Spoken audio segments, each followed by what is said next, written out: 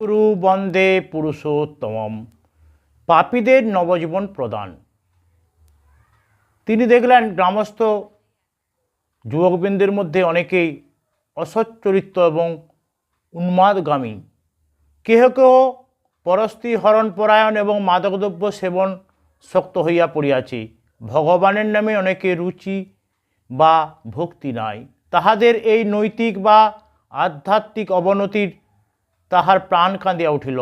তিনি ভাবিলেন, যেমন করিয়া হইউক ইহার প্রতিবিধান করিতেই হইবে। ইহাদের এই সমস্ত দোষ পরিত্যাগ করাইবার, ইহাদিগকে সৎপথে আনত করিত, এক এক জনকে মহাপুরুষ রূপে পরিণত করিতে হইবে। পরমপিতার নামে বিশ্ব ব্রহ্মাণ্ড মত্ত করিতে হইবে এবং ইহাদিগকেই করিতে হইবে যে মহাযজ্ঞের পুরোহিত ও হোতা। তিনি ভাবিলান, ইহাদের এই সমস্ত অসৎ কার্যে বাধা প্রদানপূর্বক ইহাদিগর নিকটে সৎ প্রসঙ্গ উত্থাপন করিলে তাহা কখনোই কার্যকরী হইবে না। ইহারা তাহাতে কর্ণপাত করিবে না। অরণ্যে রোদনবত তাহা সাধু প্রস্তাব তাহাদের নিকট স্থানপ্রাপ্ত হইবে না। কথায় বলে চোরানা শুনে ধর্মের কাহিনী। তখন তিনি তাহাদিগকে সহিত মিলিয়া মিশিয়া বন্ধুত্ব স্থাপন পূর্বক তাহার স্বভাবসিদ্ধ অসাধারণ ভালোবাসা প্রেমের আকর্ষণে তাহাদিগকে আকৃষ্ট ও আবদ্ধ করিয়া এবং সেই সঙ্গে সঙ্গে নানা প্রকার সদুপদেশ দ্বারা তাহাদিগকে ক্রমে ক্রমে অতি সহজে সত্তরেই সৎপথে আনয়ন করিয়াছিলেন। মিশিয়া মিশিয়া তাহাদের সঙ্গ লইলেন। তাহারাও তাদের মনের ভাব বুঝিতে না পারিয়া তাহাকে সঙ্গী করিয়া লইল।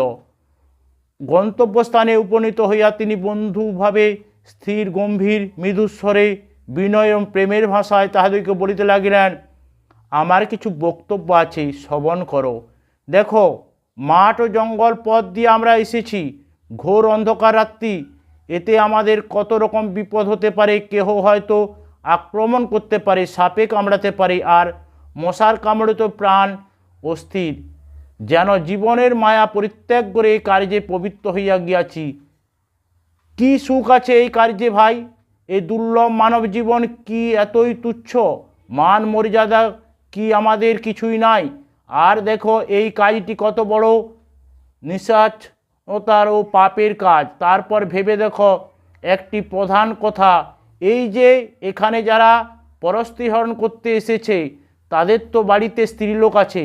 বলো দেখি ভাই, সেই মায়াদের নিকট কোনো পরপুরুষ ওই অবসরে গিয়ে যদি কোনো প্রকারে তাহাদের সতীত্ব ধর্ম নষ্ট করে, তাহলে তাদের নিজের মনের অবস্থা কি হয়?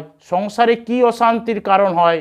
লোক সমাজে মুখ দেখান কেমন ভার হয়? তাহার এই তেজপূর্ণ মর্মপর্শী অমৃত পম সারগর্ভ প্রেমময় বাক্য বলি তাহাদের হৃদয়ে অন্তঃস্থল প্রদেশ পর্যন্ত প্রবেশ করিয়া তাহাদেরকে চৈতন্য প্রদানে অনুতপ্ত করত, চিরতরে দুষ্কার্য করি হইতে প্রতিনিবৃত্ত করিয়া দিল।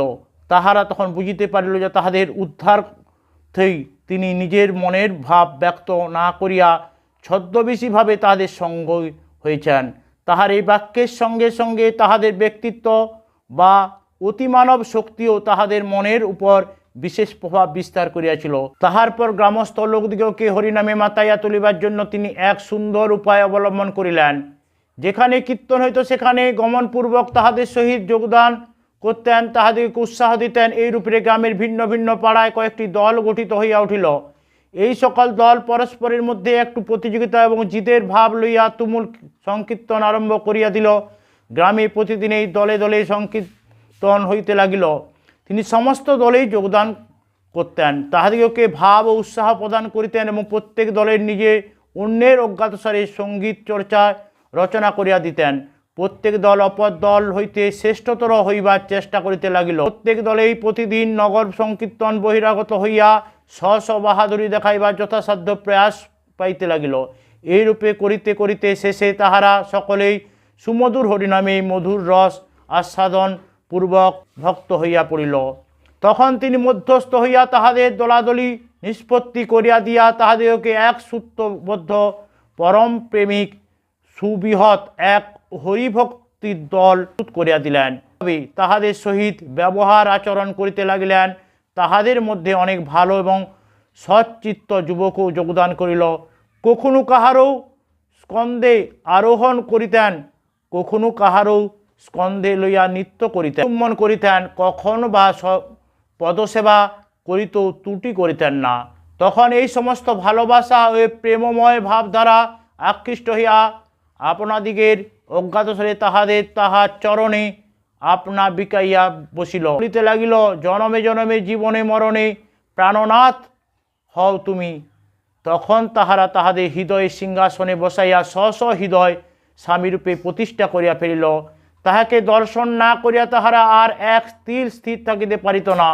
ভালো দ্রব্য মুখে মিষ্ট লাগিলেই যতক্ষণ না সেই প্রেমাস্পদকে, সেই প্রাণসখাকে ভোজন করান যায়, ততক্ষণ মিষ্টবোধ হয় না, কিছুই ভালো লাগে না, মনে শান্তি হয় না। তিনিও তাহাদেরকে না দেখিয়া না খাওয়াইয়া থাকিতে পারিতেন না। এই সমস্তভাবে তাহারা বিশিষ্টরূপে বিভোর হইয়া পড়িল। তাহার প্রেমের তাহারা অসচ্চরিত্র এবং সচ্চিত্ত একত্রে মহাসাধু হইয়া আত্মহারা হইয়া পড়িল। তাহাদের আমিত্ব ঘুচাইয়া গেল।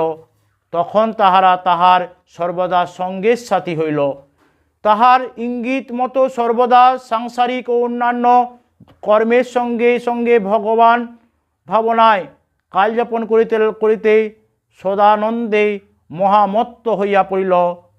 কত জগাই মাধায় উদ্ধার হইয়া গেল, কত মহাপাষণ্ড মহাসাধু হইল, আবার কত ভালো ছেলে আরও ভালো হইয়া মহাসাধু হইয়া পড়িল।